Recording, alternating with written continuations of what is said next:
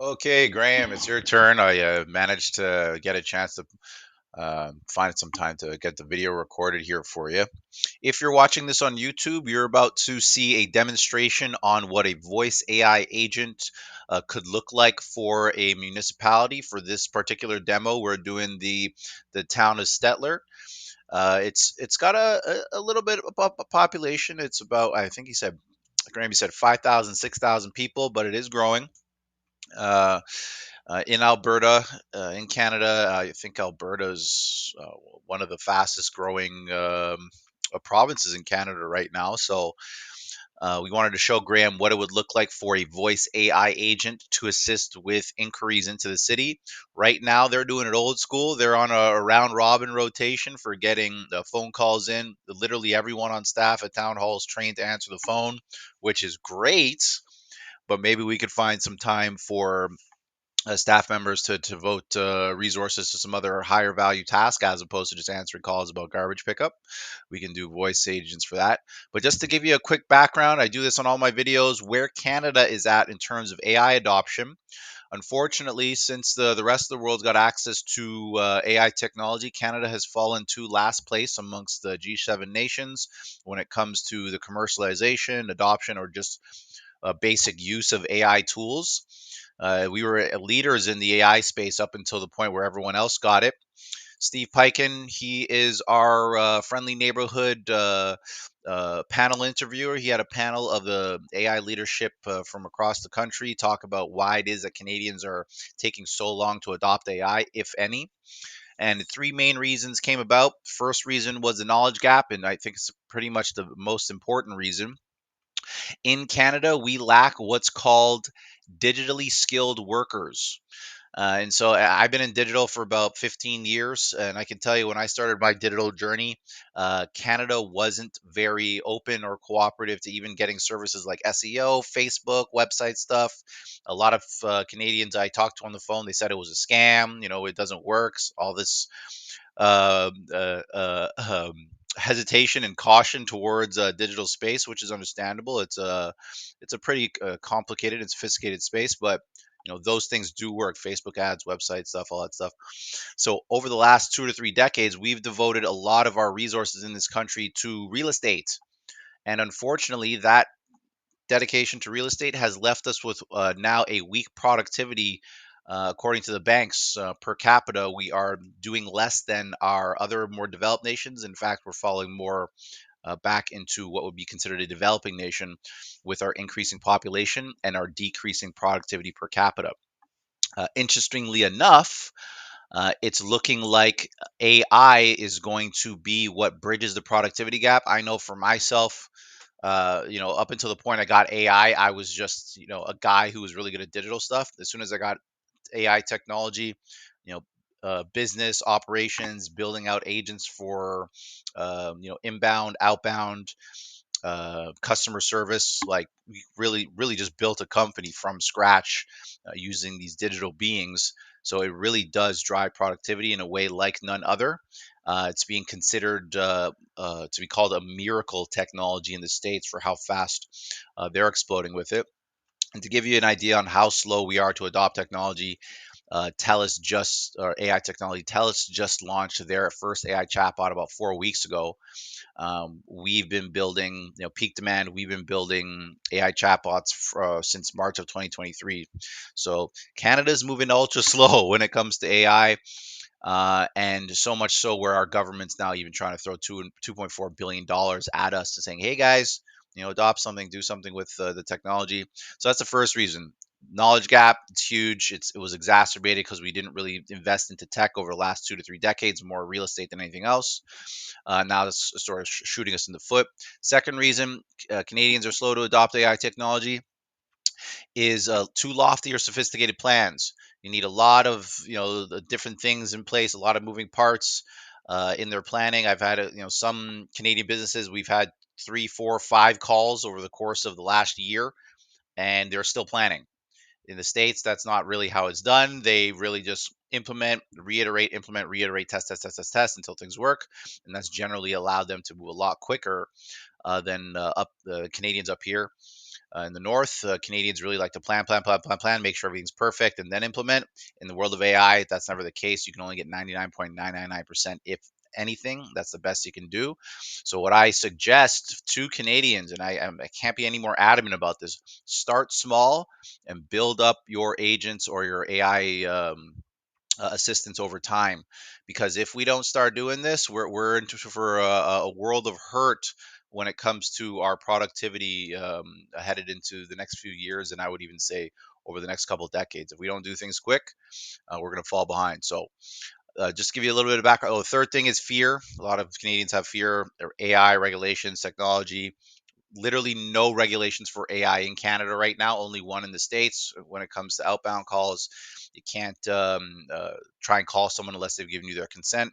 Reason being, Joe Biden's voice was put onto a voice agent and started calling his voters, telling them not to vote. So you can only imagine how quickly they wanted to regulate that. But as for Canadians, like, we got an open playing field. We can pretty much do whatever, to the point where our government's trying to throw money at us to be more productive because our productivity is careening off a cliff. So that's just to give you an idea of where Canadians are at with adoption. We're super slow. We do not have the digitally skilled workers that would have otherwise been the people leading Canada into the world of AI. I really find like I'm the only Canadian that I know that talks about AI, and I'm slowly yet surely becoming the AI guy in my space. Hell, in these YouTube videos, I might become the AI guy in Canada. We'll see. But for now, we're just trying to help as many different businesses as we can. As well, now we're seeing the municipalities that are, chronically understaffed, not having the ability to answer calls 24/7, even just recording calls and getting the data back on that. We're getting a lot of interest. So, Graham, I'll get back to it. That was about 5 or 6 minutes of background. Let's get to the town of Stettler. Let's get Emily on the phone here, see if she can answer some questions. Now, I did do a little bit more in her training here, just so I know there's a couple things that you talked about that you wanted to see, namely in regards to utilities, waste, water management, and recreation. So let's see if she can answer those. Emily, where are you?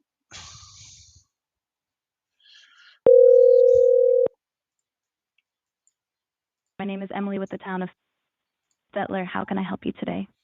Yeah, Emily, can you hear me? Yes, I can hear you.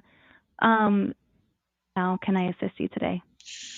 Yeah, can you tell me a little bit about how the waste and water management or wastewater management works for the town of Stettler, just to start off the conversation here? Absolutely. Um, in Stettler, we have a dedicated section on our website for waste management. You can find information about garbage and recycling schedules, details about our landfill, and tips for responsible waste disposal. We also have a green box program for bi-weekly residential recycling pickup. For questions about waste disposal or to report any issues, you can contact the Stettler Town Office at 403-743-742-8305. They will be able to provide you with further assistance. Okay. Now, what steps does the water department take when they're notified of like a sanitary sewer backup in the town? What happens? Upon notification of a sanitary sewer backup, the water department's public works staff will first inspect the sanitary sewer main line near the affected building. If the main line is clear, the issue is likely with the sewer service line from the building to the main line. In such cases, the responsibility for rectifying the problem falls on the building owner or occupant. Okay, and what are the charges for sewer services in the town? For single-family residential dwellings, there's a flat sewer rate of $23.25, 5-month. All other sewer services are either 40% of the water bill per month or a minimum of $23.25, 5-month, whichever is greater, as noted in bylaw 216623. Okay, that's pretty good. What's the cost for residential garbage services in the town? Oh, it's actually pretty reasonable. It's $24.50 0 month as per bylaw 216723. Okay, interesting. Let's do this. Let's talk a little bit about the recreational facilities. What can you tell me about that?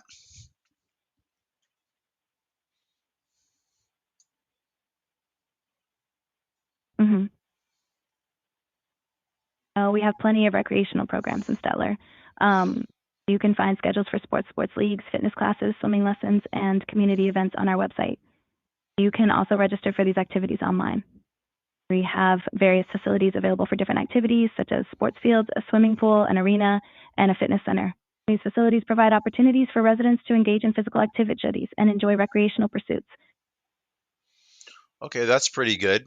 Now, when it comes to, let's say, paying taxes, what kind of payment methods can I use? Residents in Stettler have multiple options for paying taxes and utilities. So you can make payments online, in person at the town office, or set up automatic payment plans. Okay, and actually, you know what? I want to go back to I like throwing you back and forth between the different areas here. For recreation, let's just say I wanted to get some passes for senior citizens like my father. He's like 81, 82 now. How much would a pass cost for him at the center?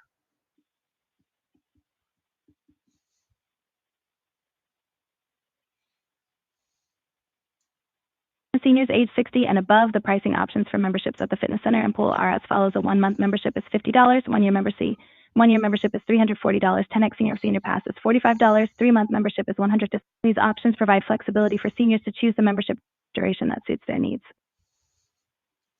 Wow, honestly, Emily, for you to bounce back and forth between those different areas, utilities, waste, recreation, I'm really, really impressed.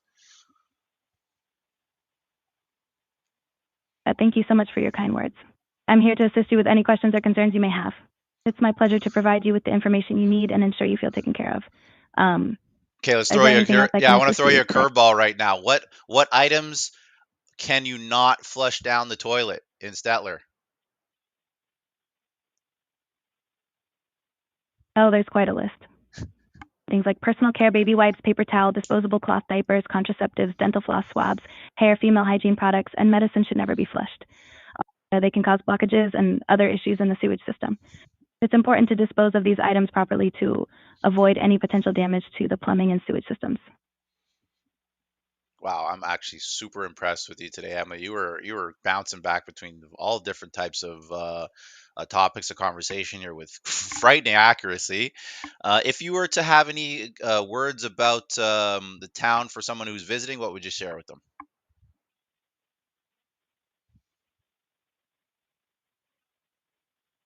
Thank you so much for your kind words. I'm glad I could assist you. If someone were visiting Stettler, I would share that it is a vibrant and welcoming community with a rich history and plenty of recreational opportunities. From our beautiful parks and trails to our diverse range of events and activities, there's always something to do and explore. The friendly residents and small town charm make Stettler a great place to visit and experience the warmth of rural Alberta. Okay. Did I train you on any events? What events do you have going on in Stettler? I apologize for any confusion, but I don't have access to real-time event information. However, the Stettler Museum offers a daytime event with activities such as mini golf, a blow-up obstacle course, face painting, outdoor games, scavenger hunts, and a photo booth. Additionally, free hot dogs are provided during the event. Entry to the museum is free from 11 a.m. to 4 p.m. For more specific and up-to-date event information, I recommend checking the Stettler Town website or contacting the Stettler Town office at 403-742-8305. They will be able to provide you with the latest event details. That was an amazing answer, Emily. Thank you so much. I know I didn't train you on the schedule, so that makes sense. Anyways, I'm going to call you back if I need help, okay? You're very welcome. I'm glad I could assist you. Yeah, for Feel sure. free to reach out to me anytime if you have any. Yeah, will do. Bye now. Thank you. So, Graham, Emily, I'm super impressed because I took different parts of Stettler services and put it into a way that she can understand for her training, and I was just like, for a human being to jump between those different elements of a conversation with that level of accuracy, I don't even think I could do it. I confuse myself when I'm talking, so I really like AI. But for her to be able to do that, just answering questions, anything about the city, really, it's impressive. I even impress myself with how much more human they sound each day, as well as how well they can get through more sophisticated logic and conversation. Like she really sounded like she was the goalie in the conversation, and I was just taking shots, different angles and different ways, and she was being able to pretty much get in front of all of them. And interestingly enough, she's providing contact information for the person on the phone to be able to call and get more information later. We could just have her connect them live transfer to those other phone numbers if necessary. But I just wanted to make sure you got this. And actually see her in action. And I'm very much looking forward to the conversation you can have internally with this video. If you're seeing this on YouTube, you've just watched a demonstration for the town of Stettler in regards to what an AI agent could potentially do for the town. For residents is calling in, maybe not have half the staff at the town answering phone calls themselves. It really gets wildly efficient when you can have a voice agent do a lot of these question and answers for you. It saves a lot of time and a lot of resources internally. You guys can focus on more so on things that the township needs as opposed to just tying up the phones. So I'll try and get this on YouTube. If you're watching on YouTube, like and subscribe, baby. Till the next one. Bye now.